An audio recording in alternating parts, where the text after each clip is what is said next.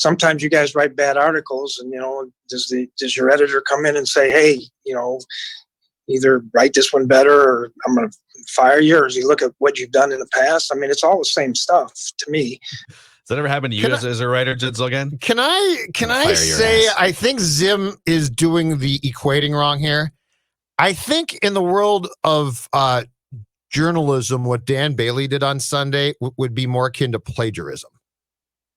Like, I don't think he wrote a bad, like three missed kicks and a missed PAT is not a bad article. It's plagiarizing. Like, it's fireable. No, I would say it's more of you're a beat writer and you were assigned to go to the game and you just didn't tell anyone and you didn't show up and you didn't let anyone know. Or is it that you got assigned to the game and you definitely were doing your own writing, but you got bombed before the game, took some more shots of Yeg during the game, and just urinated all over your typewriter. All three of us are saying things that'll get you fired. Like, I think if you don't write a great game story, that's like a missed tackle. All right. Okay. Yeah. I'd say what happened on Sunday with Dan Bailey was more than just like, oh, you had a bad article there, buddy. No. It was like I lit myself on fire while submitting the article. Like Declan said, my boss. I forgot to show up. What? Yeah, I didn't go to the game. All right, Mike Zimmer was asked, and we'll get to nerd football stats. By the way, welcome into Purple Daily. Phil Mackey, Judd Zulgad, and Declan Goff. And we appreciate you sticking with us this roller coaster season. We are your Vikings therapists. And a disclaimer for every show: if you think we're being negative ever at any point, if you think we're too critical of Kirk Cousins at any point, and I know it might be a shell shock because there are other outlets that are only positive about the Vikings. Well, we tell it like it is sometimes more than these other outlets. And it's all through the mission statement of we would like to see the Vikings win a Super Bowl before we die. 8-8, 9-7, while, great for keeping fan interest, that ain't good enough if Super Bowl is the goal. So we're going to be a little bit more harsh on this team sometimes. This is Mike Zimmer asked if he's talked to Dan Bailey. No, I haven't talked to him. I'll talk to him tomorrow or Wednesday. Will Dan Bailey play against the Bears? I haven't made a decision yet. Yeah. And as of the recording of this here, late on this Tuesday morning, I don't think he's been cut yet. And Tuesday is an off day where you might start to cut people. Well, I think if he was going to be cut, he probably would have been cut yesterday. And here's the problem too. You can't now assign a kicker off the street and have him kick for you on Sunday because I believe it's a 5-day incubation period where you have to be tested 5 consecutive days for COVID and pass before you can play and or practice and or I believe enter the facility of the team. So right now your choices are take your shot with Bailey again for game 3 of what could be a disaster, or Tristan Vizcaíno, who's on your practice squad, and a kicker from, I think he played for Washington, and he has never kicked in an NFL game. And he missed like a third of his kicks in his last year of college, I saw too. Oh, but besides that, he'll be great though. So your choices against the Bears, outstanding. It'll be great, Mrs. Lincoln. Yeah. Other than that, Mrs. Lincoln, so great play. Anyway, I think Bailey is going to at this point kick on Sunday. I actually, a couple things. Ryan Longwell, you reached out to Ryan Longwell. He did talk to the Star Tribune, and he's been a friend of our show, Mackey and Judd, for a long time. He is scheduled to join Purple Daily tomorrow, and he sees some things in the mechanics of Dan Bailey that are fixable. I'm going to go on a limb right here, early write that down prediction, and I'll make this official on Mackey and Judd tomorrow. I think Dan Bailey fixes it this week if he keeps his job, and I think he's lights out this weekend. I think that's just how kickers work. Or Zim puts his lights out. Or walks out to the 50 and just decks him. Bang! Get those nerds! Nerds! So every single Tuesday, we sift through all the different data points and statistics and analytics, and we bring you numbers that are relevant, and they generate discussions here. And let's start with this one. We'll get to some Dan Bailey stuff, but Mike Zimmer's record versus winning teams in his career as Vikings head coach. According to stathead.com, the Vikings are 14-33 since 2014 against teams that finished the season with a winning record. And for this season, that includes teams that are projected to finish the season with a winning record.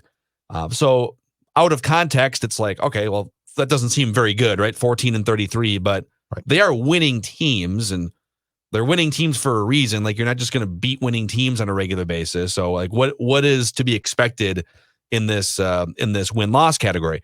So I found 3 other coaches, and we could do a deep dive into some other ones. There's like John Harbaugh's below 500 against winning teams as well. Not quite as far below percentage-wise as Mike Zimmer, but 3 coaches that I think if your goal is to win a Super Bowl, these are 3 coaches that all have Super Bowls. They all have Hall of Fame quarterbacks too, for the most part. So that plays a factor in here too.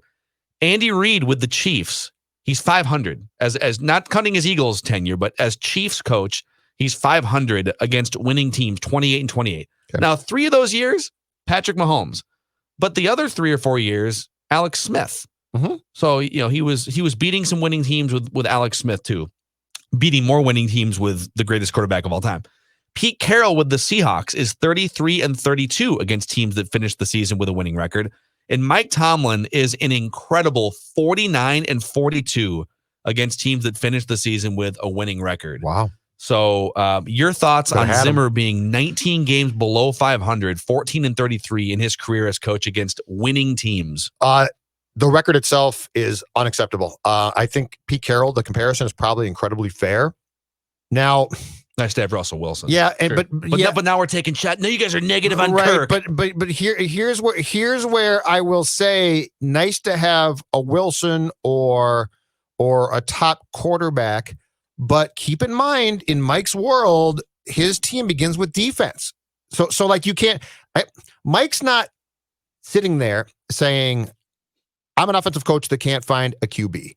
Mike is saying, my formula begins with my defense and the execution of that group of players. Like, that's my pride and joy and focus. Yeah. And so, yes, it would be great if the Vikings had a top Hall of Fame type QB.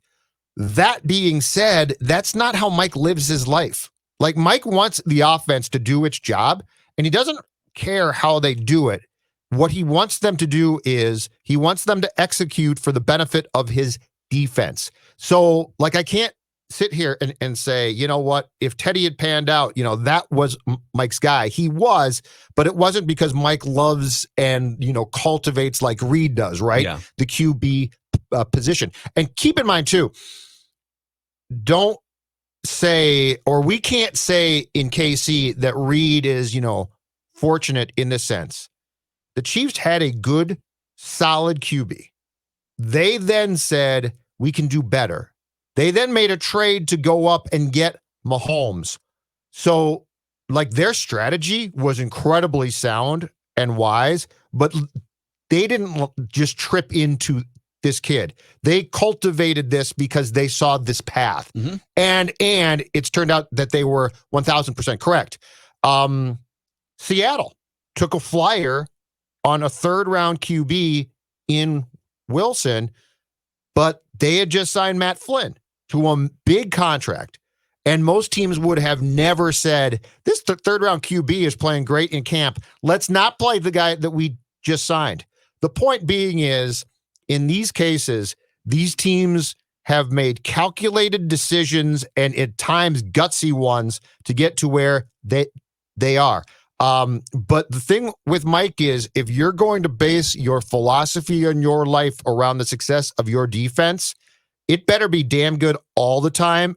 And 14 and 33, is that what you said, Phil? Yes. That is to me not acceptable if you're going to be, back to the credo of Purple Daily, a Super Bowl contending, yes, and sometimes even, hold on for it, winning team. Yeah, all right. Off of what you're saying there, I feel like there's a couple ways to go off this. There's the quarterback discussion, and yeah, like Andy Reid is better against winning teams because Pat Mahomes is the greatest quarterback we've ever seen, right? He's just ridiculous. Sure. So let's do a dive into the quarterbacks here, because our friend Minnesota Researcher on Twitter took the winning team's number and broke it down and sorted it by Zimmer's starting quarterbacks. Bridgewater, Bradford, Keenum, and Cousins. So Zimmer and all the things, the defense and everything tied to those quarterbacks. What is that combination's winning record? Bridgewater, Zimmer, Bradford, Zimmer, Keenum, Zimmer, Cousins, Zimmer against winning teams. Now, I will say Case Keenum's record is the best, in part because the Vikings also built the best defense in the NFL in 2017. Right. And so they were beating the formula better worked. teams. Yep. Absolutely. And so Teddy Bridgewater and Mike Zimmer were 3-11 against winning teams. Bradford and Mike Zimmer were 4-6 against winning teams. So not terrible, right? Yep. Keenum and Zimmer were 5-3 in that one season against winning teams. And the defense was so much better that year than it is now. But also better that year than any other year. Like they were always sort of fringe top 5 defense, and then they were number 1. This is the outlier bad defense, maybe with the 2014 defense, and the other defenses are all good, like top 10 defenses, right? Sure.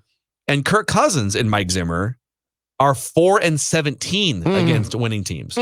And for this year in particular, you can say, yeah, Kirk's been better in a lot of games, and the offense has been the driving force, and the defense has let them down more this year than other years. Yes. So it's not fair to dump all of this on my guy, Mr. Game-winning drive, Kirk Cousins.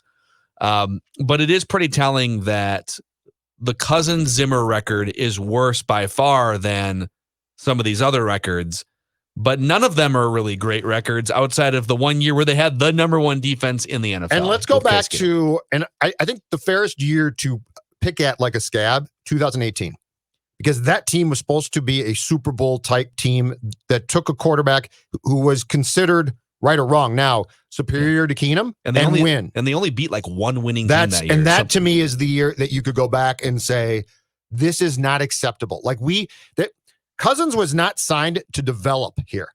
Yeah. Cousins was signed to have an immediate impact that would take all faults that Case Keenum had, put them aside, and win immediately. Mm-hmm. So I think that that's a year that from Zimmer standpoint, Spielman standpoint, Cousins standpoint is incredibly fair to pick at and say, coming off a run to the conference title game, you didn't even make the playoffs. Yeah, it's bad. And there's a letdown factor sometimes. If you go look at the teams that get their asses kicked in the conference championship game, and we did this on our show when this happened. It was like the last 6 teams that got just shellacked like that in the conference championship game wound up crashing the next season and missing the playoffs. I mean, the Panthers, I think it was Super Bowl or conference championship game. Yep.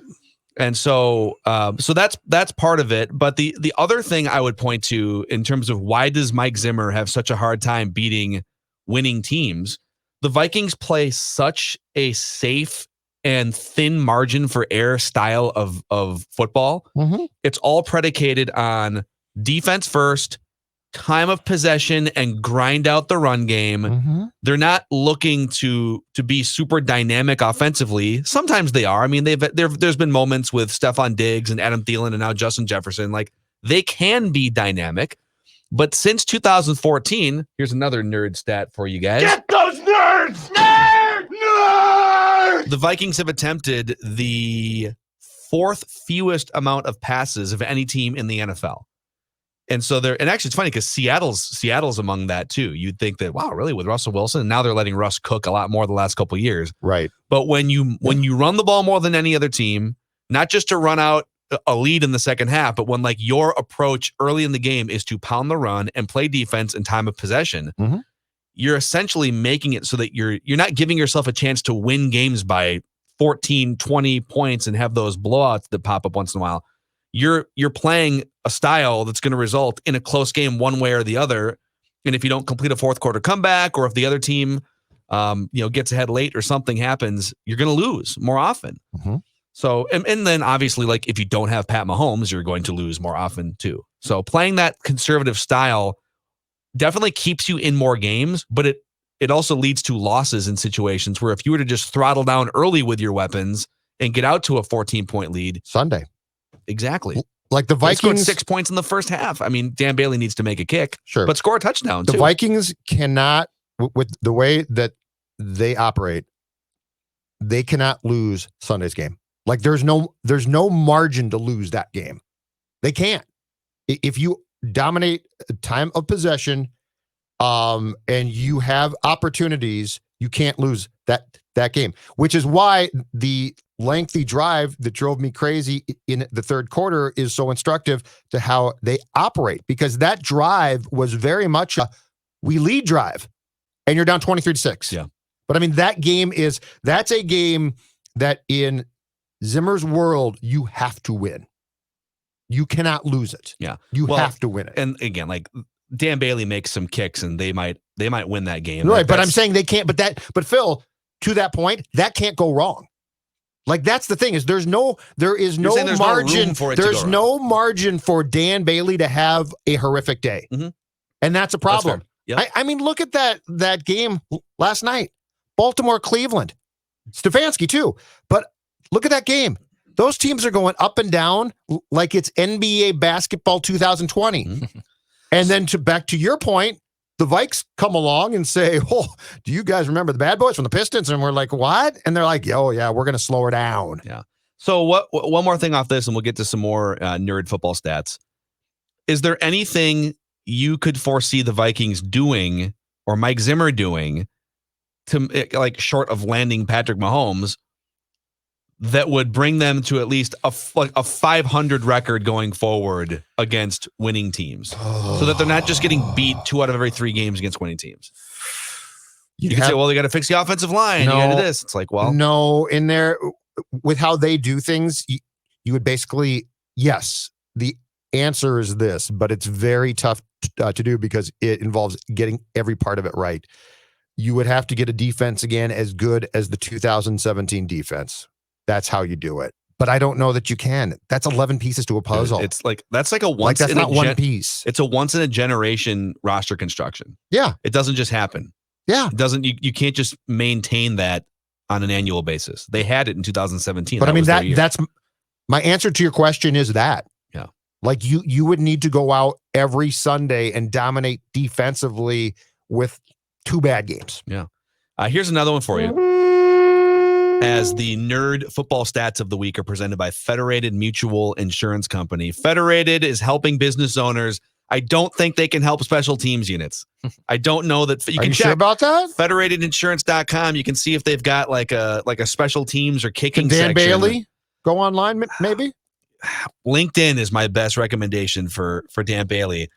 My Shield and Federated is my recommendation. If you're a business owner out there, they have launched My Shield, which is a risk management resource tool for your business. It's available 24/7 and can be accessed from a computer, a tablet, a smartphone, or the My Shield app. Go to federatedinsurance.com and click on Meet My Shield. And remember, at Federated Insurance, it's always our business to protect yours. Here's another one for you. Dan Bailey related, okay? Because a lot's being made about how Dan Bailey is one of the most accurate field goal kickers of all time, right? Like, hey, don't overreact. I saw Paul Allen tweeted this out and it got a ton of traction on game day that don't overreact for this bad stretch of like a week and a half, basically, where you're gonna cut one of the most accurate field goal kickers of all time. Okay. Sure. Well, all time he ranks 11th on the all-time field goal percentage list, and that is accurate. But he ranked 2nd when the Vikings picked him up in 2018. Mm-hmm. If you just take Dan Bailey's last 4 seasons as an NFL kicker, 3 of which are with the Vikings, 1 was his last year with the Cowboys. Mm-hmm. He's making just 78% of his field goals and only 90% of his extra points. Both are below league average. In fact, if you just take the last 4 seasons, that 78% field goals, that would rank 27th among active kickers right now. Yep. He's also only hitting over those 4 years on 61% of field goals over 40 yards. Yep. So he's been very pedestrian for the most part the last 4 years after getting off to a ridiculous career start in Dallas. Mm-hmm. Well, and don't forget, training camp was in 2019.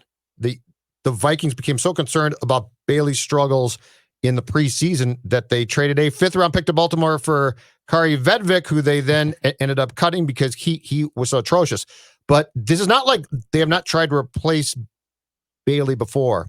I'm telling you, I think part of the thing now is Zim knows when it comes to this kicking situation, he's sort of screwed.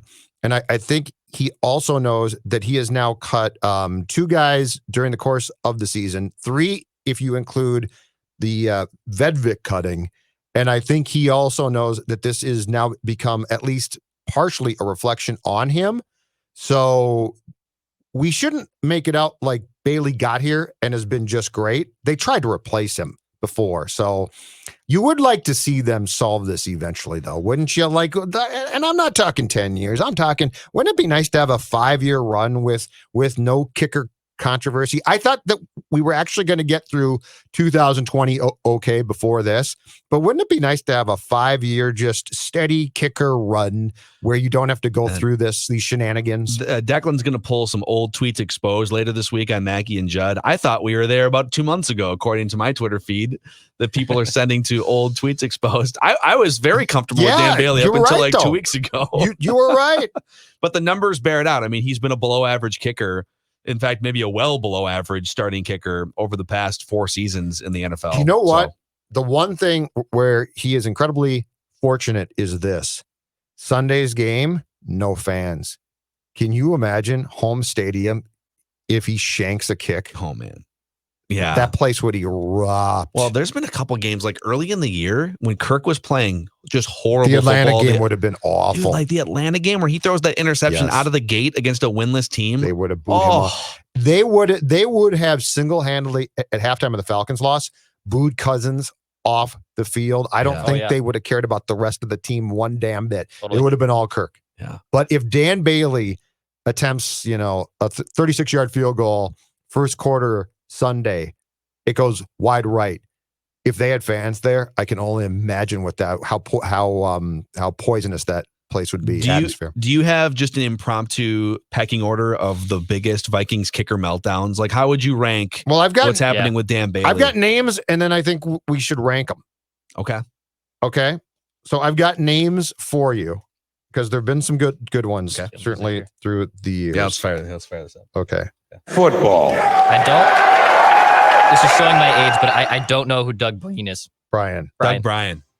Yeah, Okay. Doug Bryan, wasn't he a Jets kicker at one point too? Yes, he was. Yeah. Yes, he was. I don't know why I know that, but he was. So we've got Gary, who Gary by Anderson, the way was perfect the entire 98 season until he missed the kick that I think would have put the Vikings up by 10 in the conference championship game. I think that was the first ever announcer jinx I remember, Pat where Summerall. Pat Summerall just teased it up. He's been perfect all season, and here's Gary Anderson from 38 yards. Woof. No good. And Madden chimes in with, you got to think he's going to make it, right? Yep. You got to think he's going to make this. It's such an easy kick. Yeah, you got to think that. You got to think. You Screw shouldn't think that. Bailey is on the list. Doug Bryan, who in 2002 missed 2 of the old school, so short extra points Against the Lions? against the Bills, Okay. causing then radio analyst Joe Sensor to say, "Get the hell out" after his second miss. But here's the best part. So Doug Bryan in the post-game Ticey press conference after that game at the Metrodome, Ticey cut him. He cut him right after the game. A reporter asked, "What are you going to do about Doug Bryan?" And Ticey's response is something like, "What do you think I should do?" And then I think the follow-up to the question was, "Are you going to cut him?"